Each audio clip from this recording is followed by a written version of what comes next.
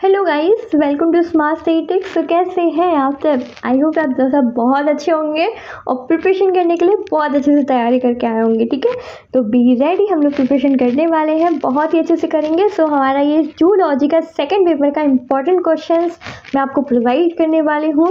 And हाँ, कुछ मैं इंपॉर्टेंट क्वेश्चन भी आपको बताऊँगी एंड इसमें पूरा पेपर मैं आपको सॉल्व करके दिखाने वाली हूँ एंड सारे प्रिकॉशन के आंसर भी आपको मैं बताने वाली हूँ। सो बी रेडी, आप प्रिपेयर करते जाओ।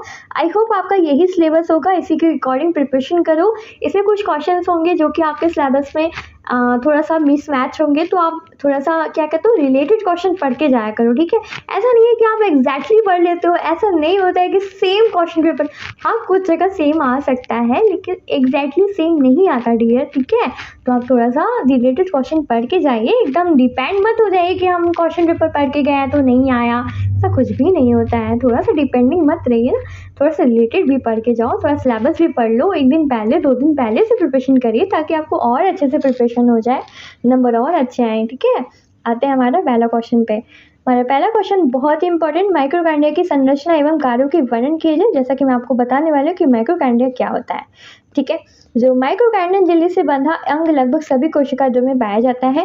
यूरोक्रोटिक कोशिकाएं स्पष्ट रूप से प्रभावित नाभिक वाली कोशिकाएं होती हैं जिनका प्राथमिक कार्य रूप में बड़ी मात्रा में ऊर्जा उत्पन्न करता है। एंडोनिसन ट्रांसफेट एसिपी माइक्रोकांडिया आमतौर पर आकार में गोल से अंडाकार होते हैं। इनका आकार 0.5-10 माइक्रोमीटर तक होता है। तो जैसे कि इसमें देखो हाईलाइटेड पॉइंट क्या है, इसमें हाईलाइटेड पॉइंट को इसमें लिखो, माइक्रोकांडिया आमतौर पे आकार के गोल 0.5 से 10 माइक्रोमीटर तक होते हैं।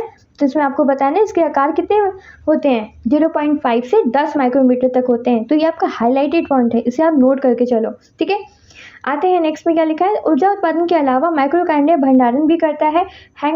हैक कैल्शियम कोशिका सिग्नल गतिविधियों के लिए गर्मी उत्पन्न करता है और कोशिका वृद्धि और मृत्यु में मध्यस्थता करता है। ठीक है, माइक्रोकांडिया क्या होती है? माइक्रोकांडिया एक झिल्ली से बंधा अंग लगभग सभी कोशिकाएं में पाया जाता है। यह एक नाभिक वाली कोशिकाएं रूप में परिभाषित की जाती हैं। तो ये आपका क्या है, सेंट्रल पॉइंट है, इसे आप नोट करो। नाभिक वाली, स्पष्ट रूप से परिभाषित नाभिक वाली कोशिकाएं माइक्रोकांडियन होता है, जिसकी आकार 0.5 से 10 माइक्रोमीटर होती है।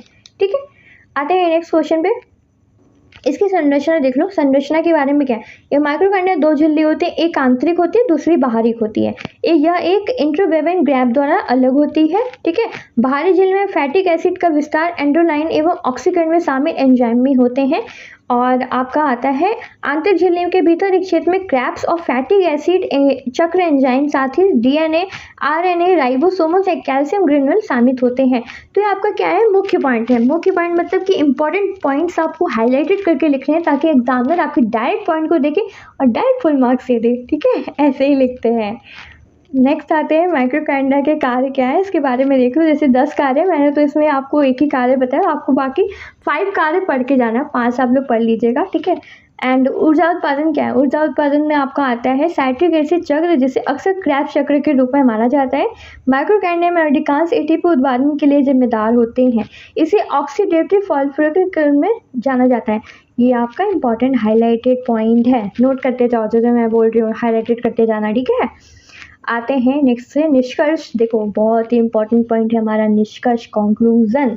माइक्रोकांडिया सेलुलर संरचना में जो ऑक्सीडेटिव फाइनोलेशन करती है, थोड़े से मेरे वर्ड्स पे नहीं जाना, थोड़ा सा मिसमैच में बोल देती हूँ, सो थोड़ा सा केयर कर लीजिएगा। ठीक है, माइंड मत करिएगा। जो पोषक तत्वों को एटीपी अणुओं में बदलने के लिए प्रक्रिया है, जिसका उपयोग नियमित सेल संचालन की शक्ति के देने के लिए किया जाता है। व्यापक माइक्रोकांडियल क्षति के परिणाम स्वरूप कोशिकाएं मर जाती हैं क्योंकि वे अपर्याप्त ऊर्जा नहीं बना पाती हैं। ठीक, माइक्रोकांडिया बैक्टीरिया की संतान है जिन्होंने प्राइमोर्डियल यूकैरियोटिक कोशिकाओं को उपनिवेशित किया है और नए मेजबानों के लिए ऊर्जा संयंत्रों को विकसित किए गए हैं। ठीक, आप निष्कर्ष के रूप में स्क्रीनशॉट ले लो या वीडियो को रोक के लिख लेना, बहुत इंपॉर्टेंट निष्कर्ष मैंने लिखाया है।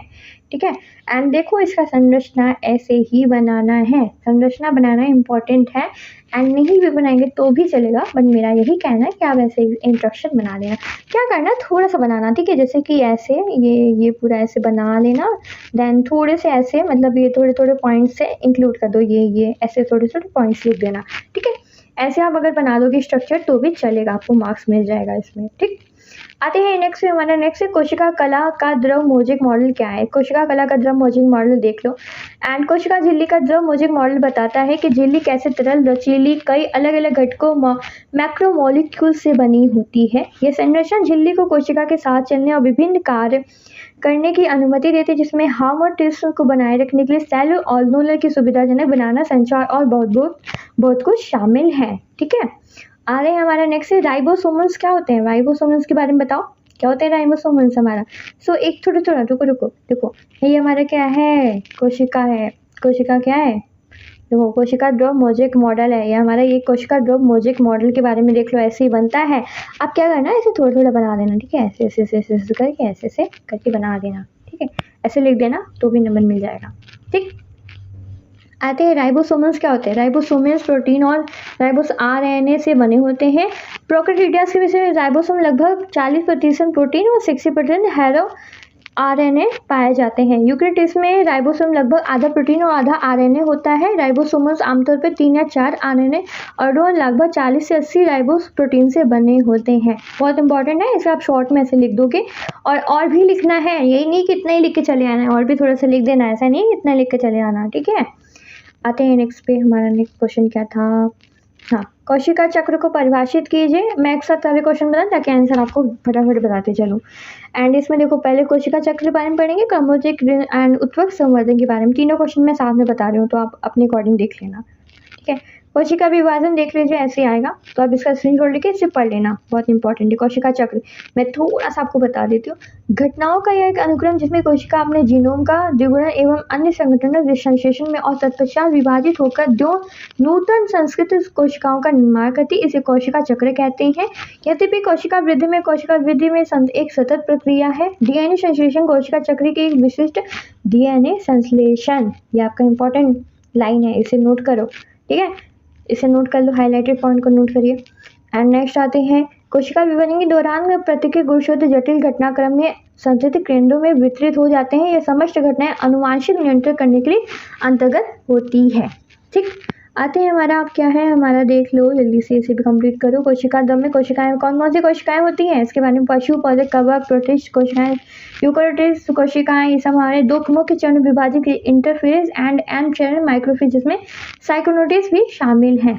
ठीक है, सब सूत्री विभाजन के बारे में पढ़ लिए, काफ़ी इंपॉर्टेंट पॉइंट है आपका, इसे भी कंप्लीट करिए। नेक्स्ट आते हैं, कोशिका मृत्यु के बारे में देख लीजिएगा, इसे भी कंप्लीट करिए। ठीक है, उत्तक संवर्धन क्या है, इसके बारे में मैं आपको थोड़ा सा बता देती हूँ। उत्तक संवर्धन टिश्यू कल्चर वह क्रिया जिसमें विधि शारीरिक उत्तक एवं कोशिका किसी बाह्य माध्यम से उपयुक्त परिस्थिति में विद्यमान रहने वाले पोषित की जाती है। यह भली भांति ज्ञात है कि शरीर की विभिन्न प्रकार के कोशिकाओं में विविध उत्तेजनक अनुसार उगने और अपने सामान्य अन्य कोशिकाओं को उत्पन्न करने की शक्ति होती है। ठीक है, और ये देखिए क्या है हमारा उत्तक संवर्धन है।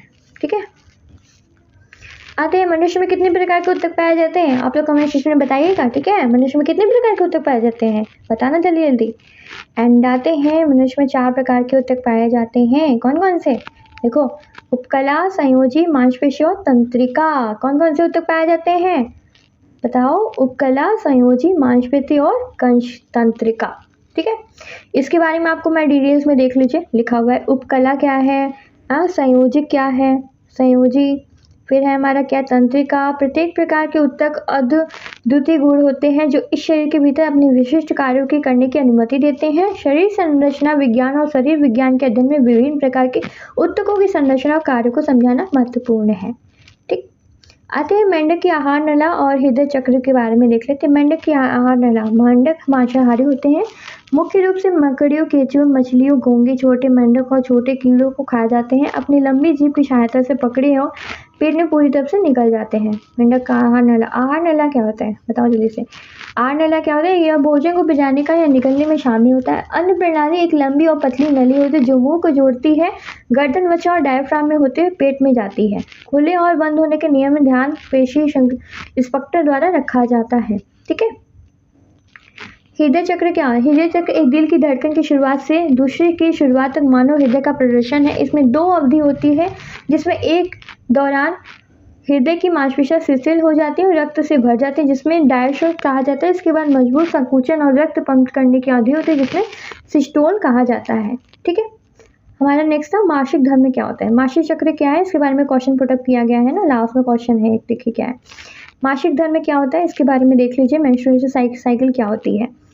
आते हैं नेक्स्ट इज द लास्ट हमारा, देख लेते हैं मासिक धर्म। तो मासिक धर्म क्या है, एक मिनट। मासिक धर्म में देखिए आपका मासिक धर्म चक्र हर महीने के आपके शरीर की गर्भवती के लिए तैयार में होने में मदद करता है। यदि आप गर्भवती नहीं हो तो इससे आपको मासिक धर्म भी हो सकता है। आपका मासिक धर्म चक्र अवधि एस्ट्रोजन एंड प्रोस्ट्रोजन जैसे हार्मोन द्वारा नियंत्रित होता है। यह बताया गया है कि सबसे कैसे घटता है।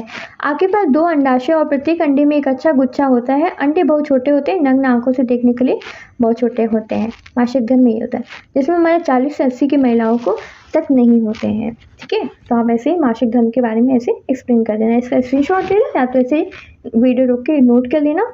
और अगर चैनल को नए आए होंगे तो सब्सक्राइब करना बिल्कुल नहीं भूलिएगा, और वीडियो को शेयर करना बिल्कुल नहीं भूलिएगा। ठीक है, एक अपना छोटा सा फीडबैक जरूर देगा। तब तक के मिलते हैं ऐसे ही नेक्स्ट वीडियो में, तब तक के लिए बाय बाय। एंड इसका क्वेश्चन पेपर का पीडीएफ आपको टेलीग्राम पे शेयर हो जाएगा, मिल जाएगा, वहाँ से आप देख लीजिएगा।